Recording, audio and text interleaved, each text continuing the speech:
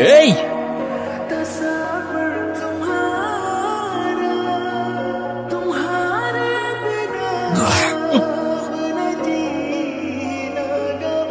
Sorry. আরে দাঁড়ান না, এত দাঁড়া কিসের? হ্যাঁ স্যার, ওরা আমার ফোন আর মানিব্যাগ চুরি করে পালাচ্ছে। তো চলেন থানায়, চলেন রিপোর্ট লিখাবেন। থানায় যেতে হবে না, আমি ওদের ধরতে পারবো, আমাকে শুধু যেতে দেন ব্যাস। আরে আমরা থাকতে আপনি এত কষ্ট করবেন কেন? তুমি আমাদের দিকে ঢিল মারবা আর আমরা তোমাকে এমনি এমনি ছেড়ে দেবো নাকি? আরে এই, চল চল গাড়ি। স্যার আমি কিছু করি নাই তো স্যার, আমি তো ইচ্ছা করেও মারি নাই। আপনারা আমার কেউ কথা কেন শুনতেছেন না? সমস্যা কি? আমি কি ইচ্ছা করে মারছি? আমাকে হাত করা পরে যেতেছে। ভাই আপনি একটু বলেন না। চুপ চুপ কর, নাম বল। নাম কি? অনেক। স্যারের ডাক পড়ছে, ওনার ভিতরে নিয়ে চলেন। আমাকে এখানে কেন আটকায় রাখছেন আপনারা? স্যার প্লিজ আমাকে যেতে দেন না স্যার, এরা আমার কোনো কথা শুনতেছে না। স্যার আপনি কিন্তু কাজটা ঠিক করতেছেন না স্যার।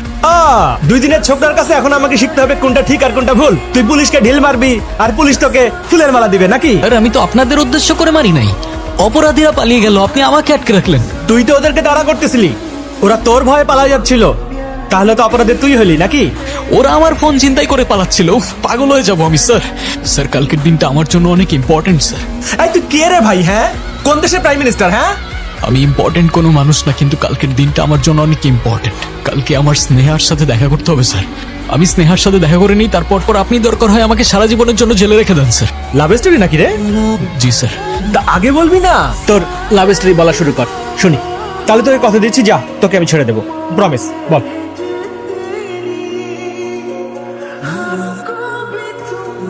এটা খুঁজছেন?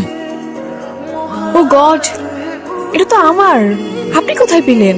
গতকাল যাওয়ার সময় আপনি ডায়েরিটা ফেলে গিয়েছিলেন।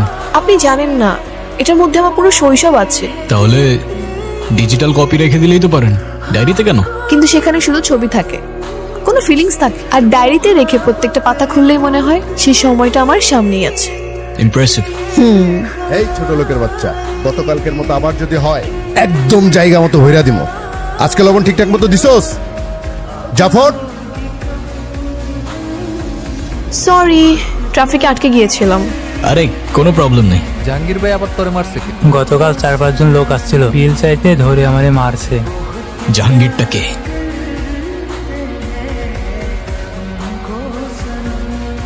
কে রে তুই?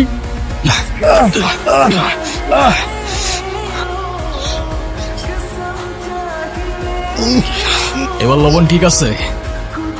এই তোমার বিল কত? 1200 ভাইয়া। বিলে তবে পুরোটা দে। এই নাও, বাকিটা তোমার টিপস।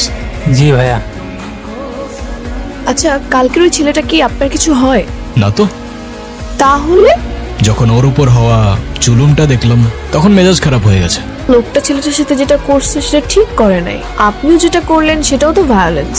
এরকম সিচুয়েশনে চুপ থাকলে নিজেকে কেমন যেন অপরাধী মনে হয়। আপনি এভাবে অন্যায় প্রতিবাদ করতে থাকলে তো আপনি নিজেই অন্যায় করে ফেলবেন। কন্ট্রোল করতে পারি না নিজেকে। পারবেন, আপনার না মেডিটেশন করা উচিত। তারপর কি হলো শুনি। তারপর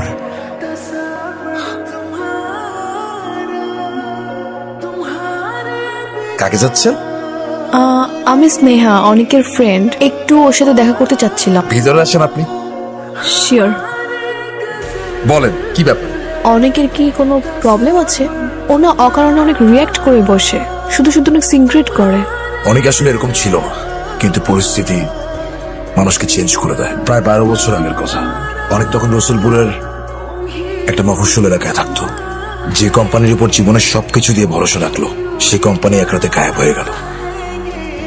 সব টাকা নিয়ে উধাও। আর কোনো পথ না পেয়ে তিনি শেষমেশ শেষ রাস্তাটাই বেছে নেন।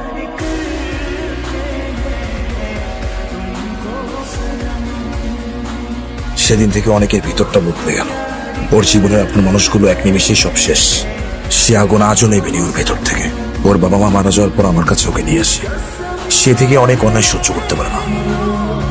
ওর ভেতরে এত কিছু লুকিয়ে থাকতে পারে আমি কখনো বুঝতেই পারিনি। অনেক, তুমি কখন আসলে? তোমার সাথে আমার কথা আছে। এখন যখন আমি তোমাকে 1 মিনিট, আমি তোমাকে কিছু কথা বলতে চাই। দেখো তুমি হয়তো জানো না, আমার পরিবার বলতে তেমন কেউ নাই। বাকি সবার মতো নর্মালও না, আমি কোনো কিছুই কন্ট্রোল করতে পারি না আমি জানি। আর তোমার বাবা মা মারা যাওয়ার পর থেকে তুমি এরকম হয়ে গেছো সেটাও জানি। এত কিছু জানার পরেও তুমি। এইসব জানার পর তো ভালোবাসা আরো বেড়ে গেছে। আমি যদি তোমার সাথে থাকি তুমি তোমার এইসব ইমোশনস একটু কন্ট্রোল করতে পারবে না আমার জন্য। কালকে কিন্তু তুমি আমাদের বাসায় আসবা। বাসায় কেন? কেন আবার? আমার বার্থডে। আচ্ছা, আমি চাই আমার ফ্যামিলির সাথে কালকে তুমিও আমার পাশে থাকো। বাবা ও মনে হয় চলে আসছে, দেখ আসো।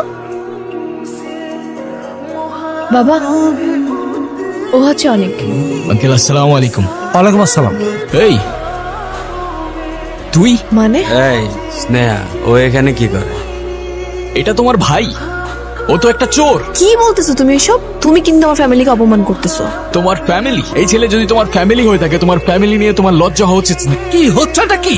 আমি তো কিছুই বুঝতেছি না। একটা চোর জন্ম দিছেন আপনি, রাস্তায় মানুষের টাকা চুরি করে। এই স্নেহা, ও কিন্তু মিথ্যা কথা এই বলতেছে। মিথ্যা কথা বলতেছি আমি? মিথ্যা কথা বলতেছি? সত্যি কথা বল, তুই চুরি করস নাই? Get out. তো কি করছে তুমি জানো? আমি কিছু শুনতে চাই না, জাস্ট গেট আউট। ওকে আচ্ছা যাও, আমি সরি।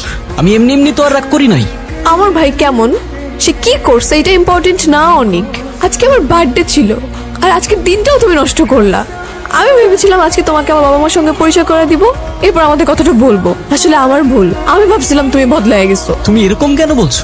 আমি তো বললাম আমি সরি। আরে আরেকটা আবার চান্স তো দাও অ্যাটলিস্ট। দিলাম তোমাকে চান্স, 1 বছর। এই 1 বছরে আমি তোমাকে না করব ফোন না মেসেজ। যদি তুমি এই 1 বছরে নিজেকে চেঞ্জ করতে পারো, তাহলে 1 বছর পর ঠিক এই দিনে এই সময়ে তুমি আমার সাথে এই জায়গাতে দেখা করবা। এই 1 বছর না কথা না দেখা, এসবের মানে কি?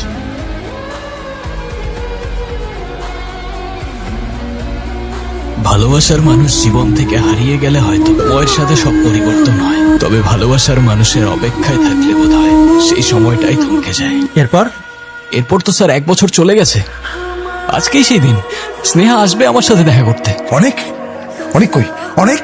হ্যাঁ তুই ঠিক আছিস? দেখো না, গতকাল সন্ধ্যা থেকে এখানে বসে আছি, ওনারা আমার কথা বুঝতে চাইতেছে না। স্যার একটু এদিকে আসবেন। বলেন কি বুঝায় বলবেন আমাকে? স্নেহা এখন কোথায়? অনেক মেন্টালি স্টেবল না স্যার। আর স্নেহা নামে যে ছিল সে এখন আর নেই। নেই মানে? ঘটনা আজকের না, বরং আরো 3 বছর আগে। চলে যাওয়ার 1 বছর পর স্নেহা ঠিকই ফিরে এসেছিল।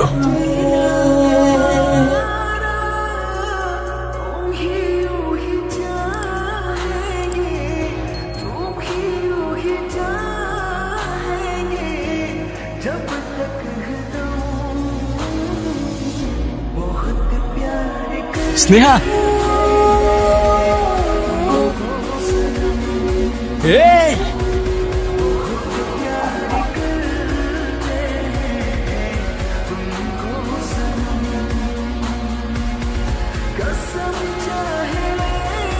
3 বছর আগে অ্যাক্সিডেন্টে মারা যায় অনেক। সত্যিটা কিছুতেই মানতে পারে না। অনেকের কাছে মনে হয় স্নেহা এখনো বেঁচে আছে। অনেক এখনো ওর জন্য অপেক্ষা করে। প্রতি বছর একদিন আগে এসে সেই জায়গাটায় বসে থাকেও। কাউকে তো দেখতে পাচ্ছি না। আমরা কিছুই দেখতে পারবো না, তবে ও দেখতে পারবে ওর কল্পনায়। আমি জানতাম তুমি আসবা, আজকে এত আগে থেকে অপেক্ষা করছো যে? যেন আমার আর লেট না হয়। সেদিন আমার আসতে অনেক দেরি হয়ে গেছিল না? তুমি কেন চলে গেলা সেদিন? সেদিন অনেকক্ষণ অপেক্ষা করার পর মনে হয়েছিল হয়তো তুমি ভুলেই গিয়েছো সেদিনের সেই সময়ের কথা। সেই একটা বছরের প্রত্যেকটা সেকেন্ড, প্রত্যেকটা মুহূর্ত গুনে গেছি আমি। তুমি আমার জন্য এইভাবে অপেক্ষা করো না প্লিজ।